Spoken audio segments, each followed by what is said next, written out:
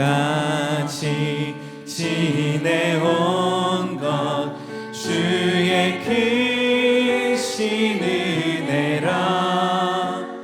한이 없는 주의 사랑 어찌 이루 말하랴.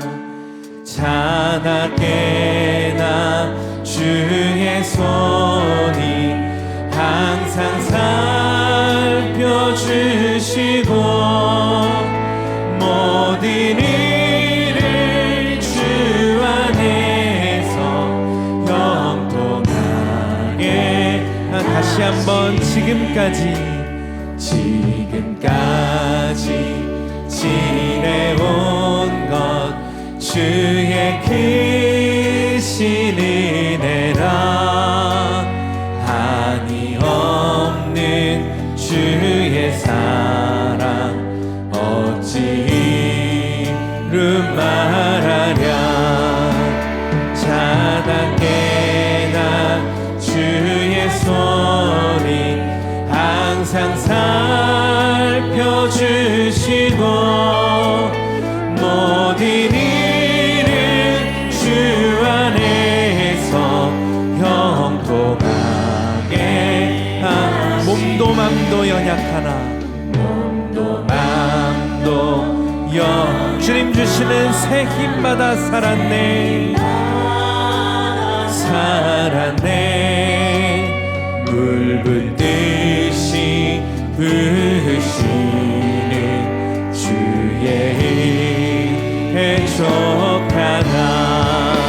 사랑 없는 거리에나 험한 산길에 맬 때 주의 손을 굳게 잡고 찬송하.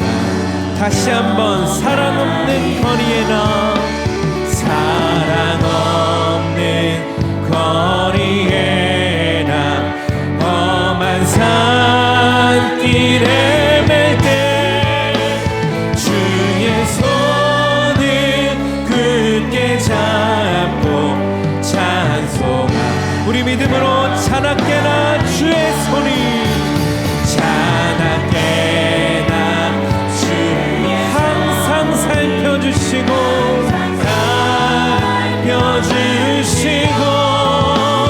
모든 일을 주 안에서 형통하. 다시 한번 고백합시다. 자나깨나 주의 손이 자나깨나 주의 손이 항상 살펴주시고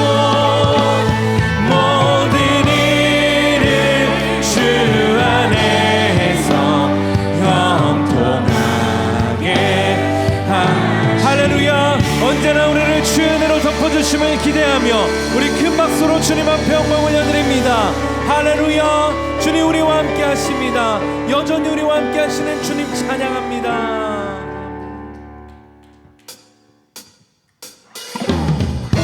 우리 힘차게 박수 치며 함께 찬양합시다. 우리와 언제나 동행하시는 그 주님 바라보며 주와 같이 길 가는 것 즐거운 일 아닌가. 우리 주님 걸어가신 발자취를 다시 한번 주와 같이 길 가는 것 즐거운 일 아닌가. 주님 걸어가신 발자취를 밟게 한 걸음 주 예수와 함께 날마다 우리 걸어가. 어린아이 같은 우리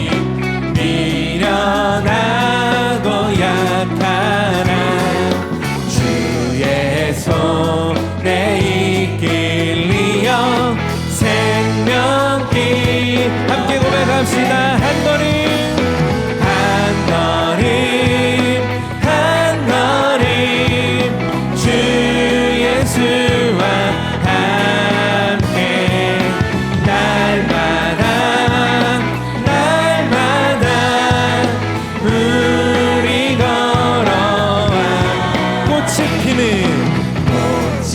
피는 들판이나 험한 골짜기라도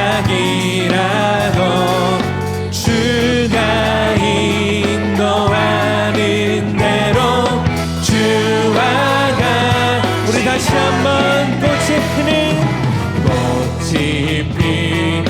듯 그곳이 험한 골짜기라도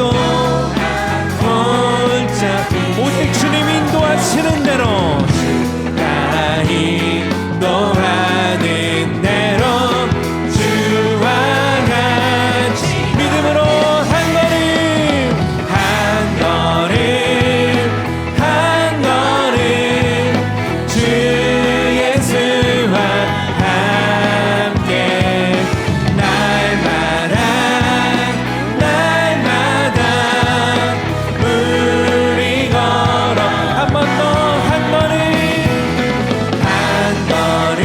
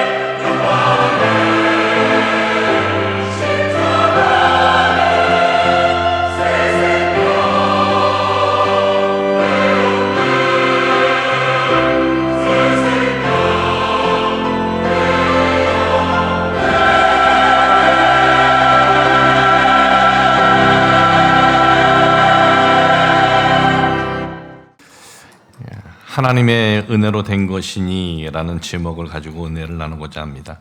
오늘 읽어드린 성경 말씀은 사도 바울의 고백입니다.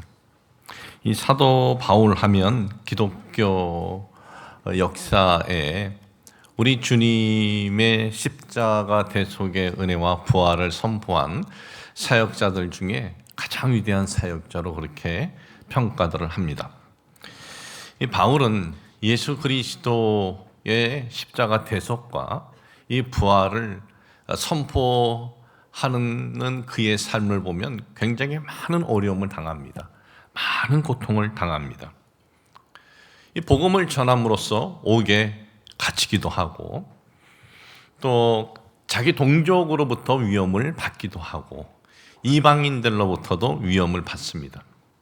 40에 하나 감한매를 3번이나 맞습니다. 배를 타고 선교를 가는데 큰 풍랑을 만나서 3번이나 배가 파산할 뻔한 적도 있습니다. 복음을 전하는 이 사역 속에서 굶주림 그리고 추위, 목마름을 당하면서도 복음을 전하는 것에 대해서 아주 기쁨으로 감사함으로 복음을 전합니다. 여러분, 보편적으로 사람들은 살아가면서 어떤 고난을 대부분 만납니다. 그런데 이 고난을 만날 때, 어려움을 만나더라도 언제 우리들이 받아들이냐 하면 이 어려움을 내가 잘 이겨나가면 어떤 부를 얻을 수 있다라는 어떤 그런 희망이 있을 때, 또는 지금의 이 고난을 잘 이겨내서 내가 나아갈 때 어떤 사회적인 지위나 그리고 내 삶이 살아갈 때 좀 더 나아질 것이다 라는 희망이 있을 때 고난을 만나요. 만나도 이겨냅니다. 견뎌냅니다. 또는 이 고난을 어느 때 우리가 또 이겨내느냐, 살아남으려면 이것을 이겨야 한다라는 그럴 때 살아남기 위해서라면 또 고난을 이깁니다. 그런데 이 바울은 그러면 어떻습니까? 바울은 살아남기 위해서 어떤 자기의 명예나 뭔가를 얻기 위해서 하는 것이 아니라 모든 것을 다 잃어버리는 길을 지금 가고 있는 겁니다. 오늘은 저희 아버지 어머니께서 LA 미국에서 오셔서 함께 예배를 드리고 있습니다. 46년 전에 이민을 파라과이로 갔을 때 거기서 살면서 참 뚜렷이 생각나는 사건들이 많이 있는데 그 중에 이런 일이 있었습니다. 한 이민 가서 한 2년 정도 되었을 때 차를 중고차를 하나 외상으로 샀습니다. 뿌젓 404 그걸 샀는데 그 차를 타고 아버지와 함께 한국 제품집에서 옷을 받아다가 이제 파라과이 먼 시골에 가서 그것을 사람들에게 보여주고 판매를 하고 돌아오는 길이었습니다. 차는 중고차 싸구려라 에어컨디션도 되어 있지 않고, 그리고 파라과이라는 나라는 늘 그 영상 36도에서 40도 오고 가는 아주 뜨거운 열기의 나라입니다. 어머님께서 운전해서 가시는데 거기는 모두가 2차선이에요. 한쪽으로 차가 가고 한쪽으로 오고 하는데 이 차가 가는 방향이 저쪽에서 오는 버스 있는 쪽으로 차 방향이 가는 거예요. 그래서 제가 옆에 앉아서 이상하다 하고 봤어요. 눈을 감고 계신 거예요. 피곤하니까 조르신 거예요. 거의 그 버스하고 부딪히기 직전에 제가 소리를 질렀습니다. 아버지! 하고 놀래서 핸들을 이리 틀고 저리 틀고 해가지고 차가 이렇게 갔다가 다시 또 놀래서 일로 가서 또 앞에 있는 차랑 부딪힐 뻔하다가 그러다가 한쪽 구석에 흑인대 차가 처박혔습니다. 아버지도 굉장히 놀라셨던 것 같아요. 핸들을 붙잡고 가만히 계시더라고. 굉장히 놀라셔가지고. 그리고 그 장소는 한국 사람이 차를 타고 가다가 사고를 난 적이 여러 번 있는데 그 여러 번 사고 난 사건 중에 2번은 한국 사람이 사망을 한 장소였습니다. 참 그런 위험이 있었어요. 그런데 그런 위험이 있다고 중고차를 타고 장사하는 것 불편하고 두려워하셨나요? 아니에요. 그 다음날 아침에도 또 그 길을 가는 거예요. 그 다음날 아침에도 그 차를 운전하고 가는 거예요. 차는 에어컨디션도 안 되고 또 힘든 여정을 가는데 불편함도 없고 두려움도 없이 가는 거예요. 왜? 왜 그랬을까요? 자식들 먹여 살려야 하니까 그런 거예요. 그리고 이민 땅에서 이런 어려움들을 잘 이겨야 이민 땅에 정착할 수 있다는 희망이 있기 때문에 그런 거예요. 우리도 살아갈 때 어떤 어려움이 있을 때 이걸 내가 잘 이겨야지 내가 살아나지, 이걸 잘 이겨내야 삶에 좀 더 나은 희망이 있겠지 할 때는 그걸 이겨내요. 감당합니다. 그 앞에 주저앉지 않습니다. 그러면 바울은 어떻습니까? 살기 위해서가 아니었습니다. 성공하기 위해서도 아니었습니다. 어떤 부를 얻기 위해서도 아니고 그 반대였습니다. 바울은 지금 모든 것을 다 잃어버리는 길을 가는 거예요. 근데 바울이라는 인물을 연구하면 그 시대에 이 사람만큼 완벽하게 성공하고 출세할 수 있는 모든 것을 갖춘 사람이 드물어요. 학벌도 그렇습니다. 배경도 그렇습니다. 그리고 로마 제국의 특권의 자격증인 로마 시민권도 갖고 있었습니다. 이렇게 완벽한 게 갖춘 사람 거의 없습니다. 그런데 예수님의 부활을 전하면서 다 잃어버립니다. 똑똑한 사도 바울 그거 몰랐을까요? 너무나 잘 알고 있었습니다. 그럼에도 바울은 이 일을 멈추지 않습니다. 이 일에 자기 목을 걸어요. 기쁨으로, 그것도 자기 망하는 길이고 그리고 자기가 죽는 길인데 아주 기쁨으로 이 일을 걸어가요. 왜 그렇게 했을까요? 오늘 읽어드린 본문 말씀 고린도전서 15장 첫 줄부터 쭉 읽어보면은 바울은 내가 왜 이 일에 내 목을 거는지 아십니까? 이유는 하나입니다. 나는 십자가에 죽었다고 생각한 그 예수가 부활하신 것은 난 직접 목격한 사람입니다 라는 거예요. 바울은 예수님을 핍박하는 핍박자였습니다. 예수님을 믿는 이들을 잡는 모든 권한을 다 가졌어요. 사내들인 공의회, 이것이 그 당시 유대 민족들의 최고의 법적인 기관입니다. 그 법적인 기관에서 모든 권한을 바울에게 다 줬어요. 그 권한을 받고 다맥적으로 그 예수 믿는 사람들을 잡으러 가는데 거기서 부활하신 주님을 만난 거예요. 부활하신 주님을 만나면서 그는 확인된 겁니다. 눈에 보이는 것이 다가 아니구나. 죽음으로 끝이 아니구나. 정말 부활이 있구나. 그리고 눈에 보이는 세상이 전부가 아니구나. 하나님께서 예배해 주신 영원한 나라가 있구나. 이런 확신이 있었던 이 바울은 거기에 목을 걸어버린 거예요. 여러분, 우리도 이런 확신이 있다면 세상의 그 무엇과 우리가 바꿀 것이 무엇이 있겠습니까? 여기에 모든 것을 우리가 다 걸지 않겠습니까? 그런데 이 바울의 회심, 바울의 변화는요, 그 시대 기준으로 볼 때는 이건 믿을 수 없는 사건입니다. 왜 믿을 수 없는 사건이냐? 바울이라는 사람을 보면 이 사람의 성향은 누가 무슨 얘기를 했다고 해서 손바닥 뒤집듯 어떤 자기가 가진 사고관, 자기가 가진 어떤 그 사고, 어떤 주관 바꾸는 사람이 아니에요. 왜? 그는 바리새인이었기 때문에 그래요. 바울은 자기를 가리켜서 나는 바리새인이다. 나는 히브리 민족의 난 8일 만에 할례도 받았고 나는 바리새인이다 그래요. 근데 우리는 바리새인 하면 바리새인? 우리는 그냥 그렇게 듣죠. 그러나 그 시대 군중들에게는 그 말의 의미가 확 와닿아요. 그렇지, 저 사람은 바리새인이지. 여러분, 바리새인이라는 이 단어는요, 구약에는 없습니다. 신약에 등장해요.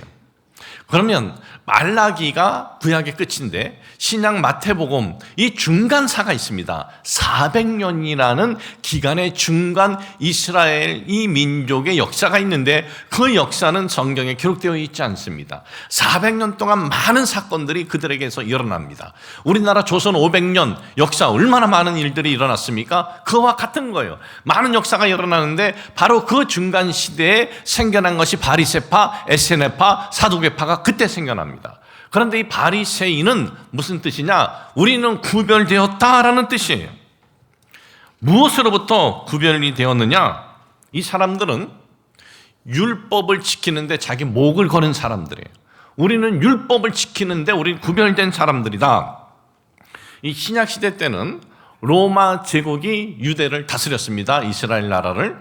이스라엘 나라를 다스릴 때 이 로마는 그 지역에 한 사람의 왕을 세워서 나라를 치리하게 합니다. 그때 세워진 왕이 헤롯 대왕입니다. 근데 이 헤롯 대왕에게는 3명의 아들이 있었습니다. 그는 죽으면서 3명의 아들에게 자기 혼자 다스렸던 그 유대 지역을 로마의 허락을 받아서 3으로 나누어 줍니다. 그 중에 아들 중에 아킬레오 헤롯이 있습니다. 이 아킬레오 헤롯은 예루살렘에다가 우상을 세우라고 했습니다. 이때 반대한 이들이 바리새인이에요. 근데 이걸 반대함으로써 수천 명이 학살을 당합니다. 수천 명이 우상 세우는 거 반대하는데 수천 명이 죽어도 끝까지 반대한 사람들입니다. 이 로마의 황제 아우구스티누스가 유대인 호구 조사를 하라, 호적을 다 등록하라 명령을 내렸습니다. 그때 그 명령에 의해서 요셉과 마리아도 베들레헴에 가서 이제 우리 주님이 이제 탄생하는 사건으로 이어지는데, 이때 호적 조사를 반대를 하는 사람들이 바리새인들이었어요. 왜? 우리 주님은 하나님이시기 때문에 너희들의 호적 조사 우리는 응할 수 없다 그랬어요. 이때 바리새인들을 잡아서 죽여요. 그래도 그들은 끝까지 반대해요. 몇 명이 죽느냐? 십자가에서 2,000명이 죽어요.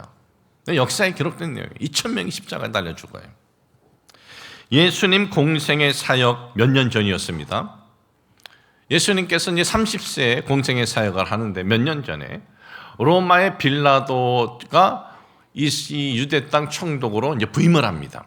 거기에 유대의 그 분본 왕으로 헤롯 대왕의 아들 중에 하나가 했는데 이를 투서를 해가지고 물러나게 하고 로마는 이 새로운 이제 로마에서 파견을 시킨 거예요, 빌라도를. 근데 빌라도가 예루살렘에서 율법을 어기는 명령을 내려요. 그런데 그때 반대를 해요. 누가? 바리새인들이. 수많은 사람들이 이때 또 많은 사람들이 반대하다가 죽임을 당합니다. 이게 바리새인이에요. 그러니까 이스라엘 사람들은 바리새인 하면 그 얼마 전에 있었던 그 사건들을 다 아는 거예요. 아, 저 사람들은 율법에 목을 거는 사람들이다. 저 사람은 율법에 목을 거는 사람이기 때문에 예수를 그리스도로 믿을 사람이 아니다라는 거예요. 바울은 내가 그 사람 아니냐, 나 바리새파 아니냐, 바리새인 중에 바리새인인데 내가 왜 예수를 믿게 되었는지 아느냐? 나는 십자가에 죽은 줄 알았던 그 예수를 내가 직접 만났다, 목격했다라는 거예요. 바울의 변화, 바울의 핵심은 그 시대 천지개벽 같은 사건이었다는 거예요. 그래서 이 유대 지도자들이 모여서 어떡합니까? 저놈 어떻게든 죽여야겠다. 40명이, 장작 40여 명이 바울을 죽이기까지 우린 먹지도 않겠다, 자지도 않겠다, 그런 결단들을 그 유대 지도자들 앞에서 했다는 겁니다. 자, 그러면 지금 유대 지도자들이 바울 제거하는데 목을 걸었는지 여러분 이제 이해가 되시는 거예요? 우리가 성경을 볼 때 이 사건을 알면 이해가 되는 거예요. 이 사람들이 이래서 그렇게 바울을 죽이려고 했구나. 그 시대의 눈으로 볼 때는 바울 사건은 정말 있을 수 없는 사건이 일어난 겁니다. 근데 이런 거시심이 있는 바울에게는 주님의 복음을 전하는데 많은 고난과 어려움이 있었을 뿐만 아니라 놀라운 능력도 많이 나타납니다. 죽었던 사람이 살아나기도 하고, 그리고 블랙 맘바라고 아십니까? 딱 물면은 그냥 살아날 수 없는 거예요. 아주 독성이 강한 독사에게 물렸는데도 그냥 먼지 털도 그냥 털어버려요. 그리고 얼마나 많은 사람들이 바울을 통해서 치유받는지, 바울의 손수건을 갖다가 아픈 사람한테 얹어놓으면 낫는 거예요. 바울의 그 앞치마를 갖다가 악령 들린 사람에게 덮어놓으면 악령이 떠나는 거예요. 이렇게 많은 능력이 나타난 바울, 그리고 그 누구보다도 고난, 핍박, 어려운 환경으로 헌신한 바울, 그가 뭐라고 오늘 고백을 합니까? 다시 읽어드리겠습니다. 그러나 내가 나 된 것은 하나님의 은혜로 된 것이니 내게 주신 그의 은혜가 헛되지 아니하여 내가 모든 사도보다 더 많이 수고하였으나 내가 한 것이 아니요 오직 나와 함께 하신 하나님의 은혜로다. 조금도 자기의 능력 과시하지 않아요. 오늘날 이 유튜브 시대에 제가 너무나 안타까운 부분이 뭐냐면 누가 유튜브를 올려놨는데 뭐 기적을 좀 행하는 것 같아요. 그것만 올려놔요. 그런데 수만, 수십만, 수백만이 그걸 보고 있는 거예요. 바울은 그 많은 능력을 했는데도 자기 과시하지 않아요. 여러분 유튜브에 자기 과시하는 능력 올려놓은 사람들 경계하셔야 돼요. 그런데 빠지지 마세요. 바울은 자신의 헌신도 언급하지 않습니다. 왜? 그 모든 헌신 쓰고 자기의 의지가 아니라 주님께서 은혜를 주셨기 때문에 했다라는 것입니다. 능력도 내 능력이 아니다 이거죠. 주님이 능력을 주셨기 때문이다라는 것입니다. 바울 같은 사람도 그 많은 능력이 나타나고 그 모든 수고 헌신을 한 것도 주님의 은혜라라고 고백을 했다면 오늘 우리가 살아가면서 내가 다른 사람보다 기도해서 뭔가 더 많이 이렇게 응답받은 것 같아요. 내가 잘나서 그런 건가요? 내가 무슨 더 많은 헌신해서 우리 그렇게 얘기하면 안 된다 이거죠. 왠지 모르지만은 난 주님께서 은혜를 주셨구나. 그렇지 못한 이들을 볼 때 우리는 좀 미안한 마음을 가져야 되는 겁니다. 그리고 우리가 뭔가 주를 위해서 뭐 헌신했다고 오늘 이 바울의 헌신을 보면서 나의 헌신이 아니라 그 헌신을 할 수 있었던 것도 주님의 은혜였다라는 것을 여러분 잊지 마시길 주의 이름으로 축복을 합니다. 목회를 시작한 지가 참 그렇게 오래된 것 같지 않은데 벌써 40년이 되었습니다. 참으로 세월이라는 것은 빨리 흘러가는 것 같습니다. 저는 파라과이에서 신학교를 다니면서 1년 동안 이런 기도를 매일같이 했습니다. 그 기도 제목이 뭐냐면 하나님, 제가 신학교 3학년이 되면은 하나님의 교회를 개척할 수 있도록 저를 좀 인도해 주십시오. 제가 그렇게 기도한 것은 첫 번째는 내가 정말 사명을 받았는지 확인하고 싶었어요. 뭐 신학교 졸업했다고 다 사명 받은 것도 아니지 않습니까? 신학교 다닌다고 무슨 사명 받은 것도 아니고 부흥회 때 은혜 받아서 내가 주일 가겠다고 했을 때 정말 하나님이 사명자로 택한 것인지 아니면 내가 감정적으로 한 것인지 모르는 거잖아요. 그것도 19살, 20살 이때. 그리고 또 이렇게 기도했습니다. 주님, 그러나 교회가 없는 곳에 저 가게 해주세요. 교회가 있다면 그 교회가 그곳에서의 영혼 구원의 사역을 할 것이고 저는 교회 없는 곳에 보내주세요. 그리고 그 당시 한인 이민자들이 모인 곳에는 늘 교회들이 많이 세워졌습니다. 파라과이도 7개가 넘는 교회가 있었고 아르헨티나에는 10개가 넘고 브라질은 더 많고 그러니까 디아스포라 우리 한인들 전 세계 흩어진 한인들이 가는 곳마다 교회 중심으로 모였습니다. 그래서 한인이 없는 곳으로 보내주십시오. 어느 날 우연히 에콰도르 과자길에 한인교회가 없다는 소식을 들었어요. 그런데 가만히 생각해 보았습니다. 그곳에 보니까 아는 사람이 하나도 없는 거예요. 한 번도 가본 것도 없고 아무런 정보도 없고 유일하게 하나 할 수 있는 거 말 통하는 것, 스페인어 하는 거, 그 외에는 없는 거예요.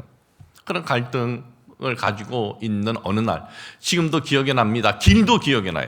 무더운 날 제가 혼자 터벅터벅 걷고 있는데 갑자기 마음에 어떤 마음이 드냐 하면은 이 에콰도르 과자길 가서 교회를 세우는 것을 내가 거부한다면 하나님께서 지금 벼락을 내리실 것 같은 마음이 드는 거예요.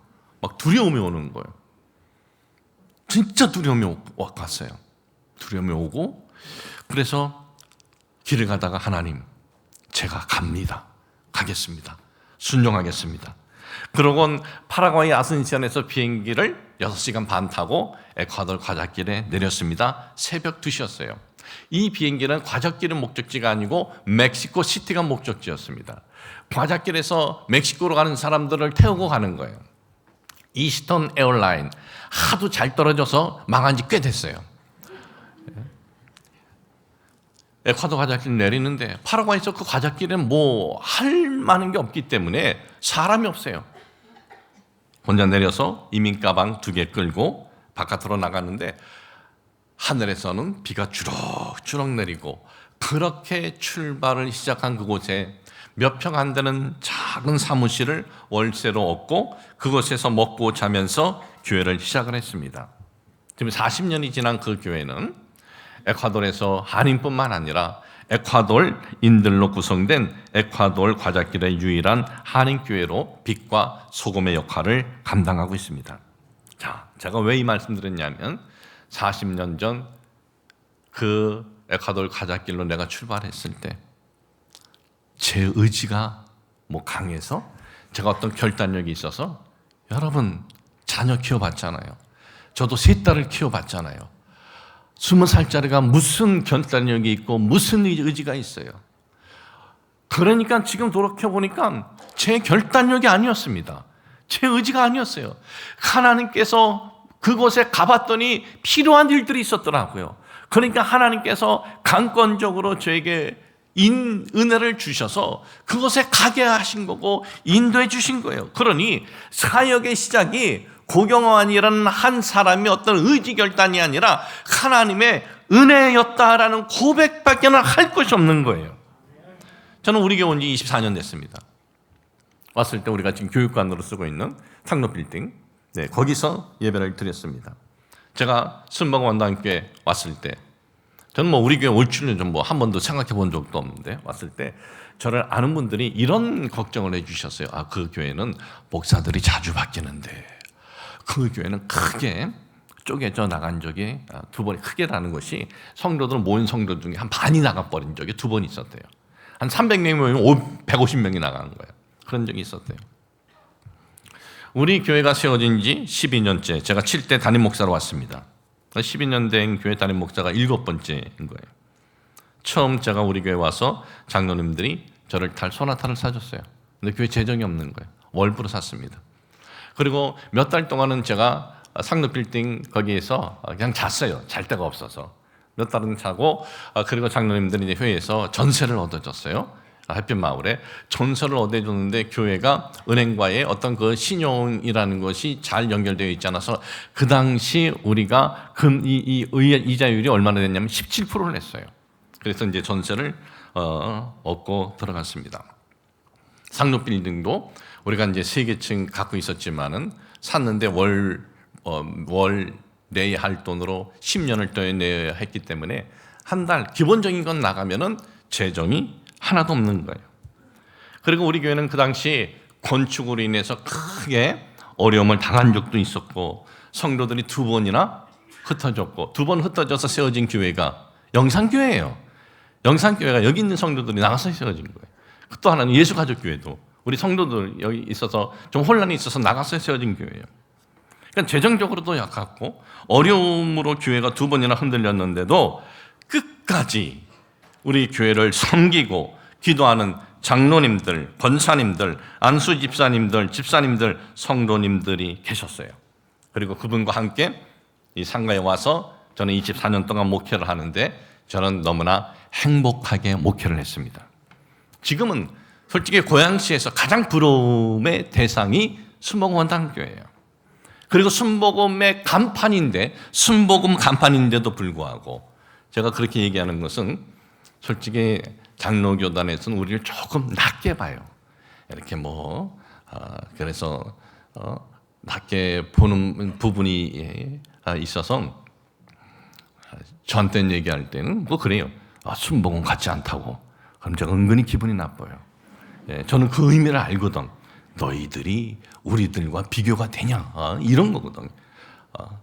그런데 순복음 간판인데도 불구하고 순복음 원당 하면 건강하고 복음적이고 긍정적인 교회로 한국 교회는 인식되어 있게 된 것은 변함없이 교회를 사랑하고 교회를 축복하고 기도해 주시는 우리 장로님들, 권사님들, 집사님들, 성도님들 덕분이다라고 생각이 되어집니다. 저는 이렇게 좋은 성도님들과 함께 이렇게 좋은 교회를 세워가게 된 것 감사를 드립니다. 저는 가끔 이런 생각을 합니다. 우리 교회가 어떻게 이 모든 일을 다 할 수 있었을까? 그런 생각을 해요. 제가 늘 얘기하지만 우리가 무슨 돈이 있는 지역도 아니고, 요즘에는 조금 아파트 값도 올랐지만은 저는 뭐 이 일산보다 우리가 서울에서 더 가까운데 쟤네는 왜 그렇게 비싸고 우리는 왜 그렇게 약했냐 이거지. 제가 그것 때문에 열받아서 그런지 이제 약간 재정이 좀 올라오긴 올라왔는데, 어떻게 우리 교회가 이 모든 일을 다 할 수 있었을까? 또 앞으로 우리 교회가 가진 다음 세대를 위한 기독교 가치관의 학교를 세우는 것, 이것도 다 준비되어 있고, 그리고 도심 속 실버 공간도 이렇게 다 준비되어 있는데, 성도들에게 뭐 내자 그렇게 할 필요 없이 다 어떻게 다 준비되어 있을까? 제가 24년 전 우리 교회에 와서 설교하면서 성도님들하고 약속한 것이 있습니다. 우리 교회는 교회를 건축할 때 절대로 작정하지 않겠습니다. 교회가 부흥이 돼서 뭐 부지를 사건 건물 사건 확장할 때도 저는 작정하지 않겠습니다. 그리고 그 약속을 지금까지 지키고 있고, 앞으로도 그 약속은 제가 우리 교회에서 목회하는 동안 끝까지 지켜질 것입니다. 이런 약속들이 지켰는데 어떻게 이런 일을 다 할 수 있을까? 답이 뭔지 아세요? 솔직히 말씀드린다면 답이 없어요. 계산이 안 돼요. 답이 없어요. 그래서 종종 저에게 인터뷰 요청이 와요. 교회 성장의 비결, 목회 비결. 그런데 저는 할 말이 없어요. 그냥 제가 무슨 겸손해서 하는 것이 아니라 할 말이 없어요. 답이 없어요. 이 사도 바울의 이 고백밖에 할 말이 없어요. 주님의 은혜. 그런데 저는 솔직히 주님께서 왜 그런 은혜를 허락해 주셨는지도 모르겠어요. 제가 무슨 어떤 교회 목사님들처럼 많은 시간 무슨 기도하는 것도 아니요.